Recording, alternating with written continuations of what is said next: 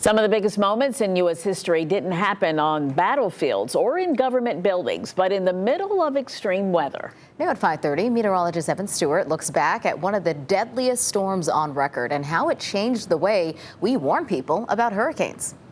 In 1900, Galveston, Texas was one of the most important cities in the United States, a booming port town on the Gulf Coast. And the man in charge of watching the weather there was Cline. Cline led the Galveston Weather Bureau. That's the predecessor to today's National Weather Service. As a powerful hurricane approached on September 8, 1900, Cline made a critical decision. He unilaterally ordered hurricane warnings raised, urging people to move to higher ground.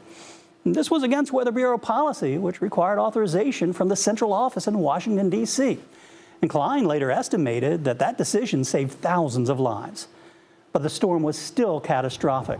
The storm surge rose more than 15 feet, sweeping across the low-lying island.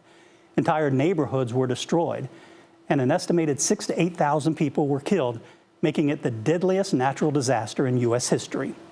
In the aftermath, America changed how it warned people about hurricanes. Meteorologists were empowered to speak directly to the public, and coastal cities rethought how they prepare for storms. Galveston built a massive seawall and raised much of the city.